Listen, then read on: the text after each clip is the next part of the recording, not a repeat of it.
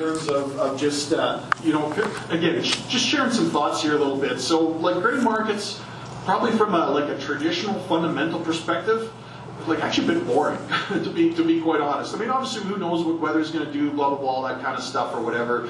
But sort of your quote unquote normal fundamentals are as we'll see here, again, probably a little bit on the boring side.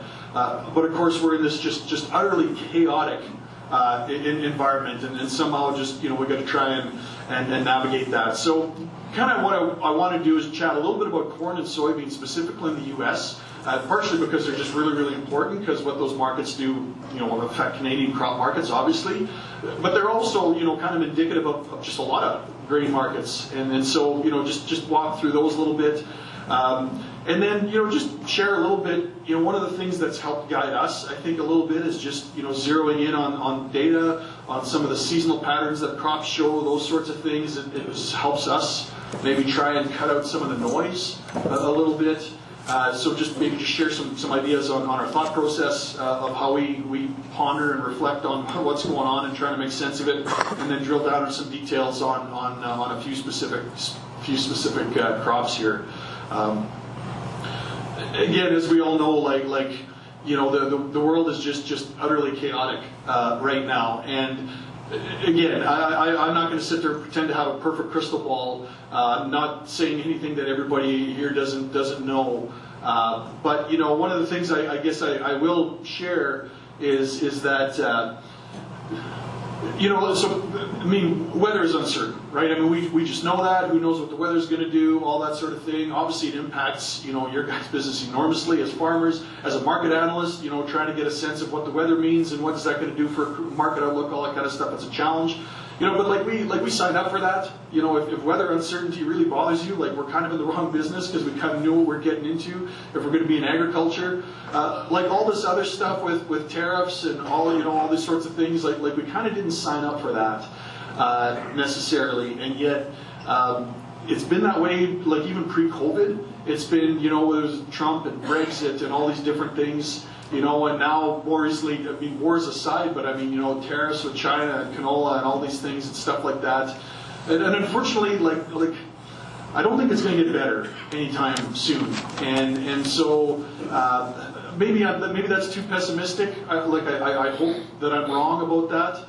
But I guess I just sort of mention that in the sense that we just have to be prepared to navigate that. At times, for example, now, as the markets run higher, that creates an opportunity. At times, it creates problems, as we saw earlier on in the year with canola and tariffs of China, all that sort of thing. But just sort of that general chaotic external environment, I think we're probably in for just a season where we're going to have to just continue to learn to navigate that. That chart in the bottom corner is a chart of gold. When a market as important as gold goes parabolic, I'm not a gold expert, but when I see a market as important as that's going parabolic the way it is, it's just a bit of an indication, just chaos in a macroeconomic perspective, debt, all those things.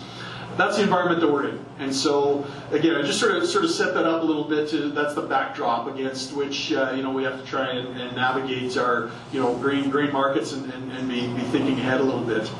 So one of the things I guess I sort of as we try and make sense of all this, just a couple points to kind of land on here a little bit. We do spend a lot of time just trying to sink specifically in the data, and in that sense, what do we actually know? Right? Because there's a lot of noise, there's a lot of this and that and whatever, that sort of thing, but what can we actually sink our teeth in to try and help make some sense of potentially where we're going? What can we try and anticipate in terms of exports? What do we get some sense of in terms of acres and stuff like that? And I guess out of that, and again, it's not pretending like we have some perfect crystal ball, but if we can sink our teeth in some of these traditional fundamentals, I think it really does help just kind of provide some guardrails in terms of what's reasonable from a price perspective. And then within all the noise, okay, what can we sink our teeth into? The other thing we'll see here, and I'll show a few graphs, just looking at some seasonal patterns and some price patterns. Sometimes that helps us a little bit too in terms of trying to cut through the noise and take a step or two back. Because at the end of the day, it's for example, look at something like, crude oil or any of these markets, or canola, like trying to pick the day when the high comes in, that's impossible, right? And it's totally unrealistic. But if we can at least just even tilt the odds in our favor a little bit when we try and make some decisions using data, understanding some of these different patterns. Again, it's not about trying to hit one big home run every year and stuff like that. We're just trying to tilt the odds a little bit in our favor as we try and navigate some of these markets. And again, we obviously, using all the risk management tools we have available in this kind of environment, again, canola recently and even wheat prices and stuff like that in the futures market over the last few days are a pretty good example of that. Okay, so again, just a bit of our thought process. So in terms of the global fundamental setup for grain markets, almost all the major crops pretty well supplied. Okay, and there's a reason why prices have kind of been a little bit ho-hum for the most part. Again, varies a bit by crop, but there's almost no crops in Canada, the U.S., globally where it's particularly tight. A few exceptions, but by and large, markets are pretty well supplied. So what it means is that, in terms of going into this next growing season, we're going to have a cushion, right? And if there's a supply cushion going into the next growing season, then that means that it's going to take more than just a little hiccup to kind of cause prices to really drive higher. And when I mean drive higher is like push higher and sustainably stay there. Like, for example, what we've seen in the wheat futures market the last few days, I mean, that's just more of a geopolitical sugar rush.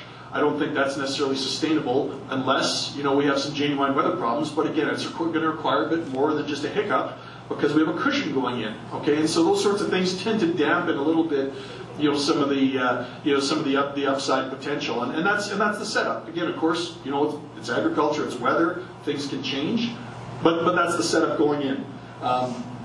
One of the things part of the reason we did have this big supply cushion, though, that sits at the back of our minds, and again, we'll look at some charts that maybe specify that a little bit, is we did have big yields almost everywhere last year. Okay, and what are the odds of that happening again? I don't know. Is it possible? I suppose, but to have big yields like everywhere is I'm not sure what the chances are. I think I lost my mic.